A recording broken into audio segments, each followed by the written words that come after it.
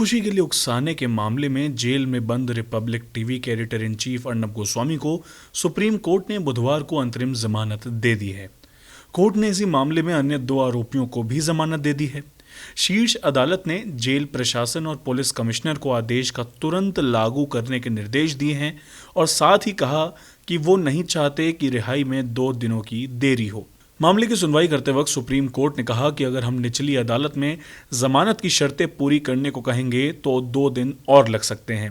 इसलिए हमने 50,000 का निजी मुचलका जेल प्रशासन के पास भरने को कह दिया है। इस मामले की सुनवाई जस्टिस DY चंद्रचूड़ और जस्टिस इंदिरा बनर्जी की डबल बेंच ने की। बता दें कि बॉम्बे हाई कोर्ट ने अर्नब गोस्वामी को जमानत देने से इनकार कर दिया था, जिसके बाद वो सुप्रीम कोर्ट गए थे। सुनवाई के दौरान जस्टिस चंद्रचूड़ ने कहा कि आप विचारधारा में भिन्न हो सकते हैं, लेकिन संवैधानिक अदालतों को इस तरह की स्वतंत्रता की रक्षा करनी होगी, वरना हम विनाश के रास्ते पर चल रहे हैं।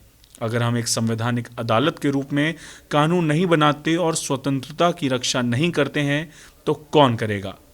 जस्टिस चंद्रचूड़ ने कहा कि हो सकता है कि आप उनकी यानी अर्नब गोस्वामी की विचारधारा को पसंद नहीं करते होंगे। मुझे ही देखें, मैं उनका चैनल नहीं देखता हूं, लेकिन अगर हाईकोर्ट जमानत नहीं देता है तो नागरिक को जेल भेज दिया जाता है। हमें एक मजबूत संदेश भेजना होगा, पीड़ित निष्पक्ष जांच का हकदार है। महाराष्ट्र सरकार की तरफ से पेश हुए कपिल सिब्बल ने हाल में ही यूपी में गिरफ्तार हुए केरल के पत्रकार सिद्दीकी कप्पन मामले का उल्लेख किया।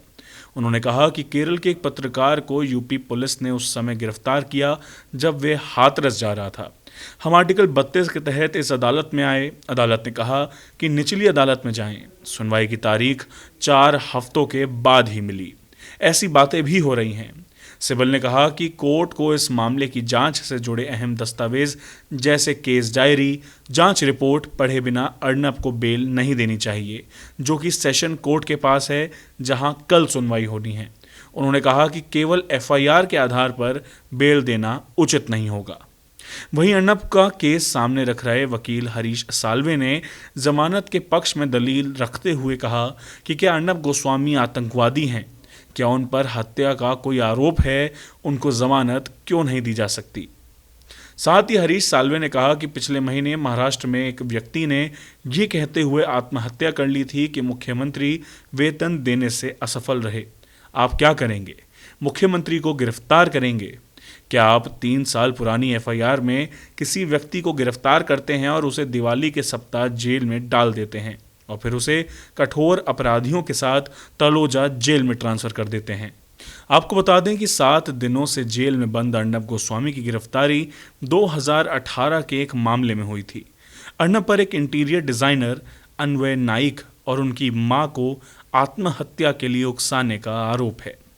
सिद्धार्थ चतुर्वेदी की रिपोर्ट, गो न्यूज़।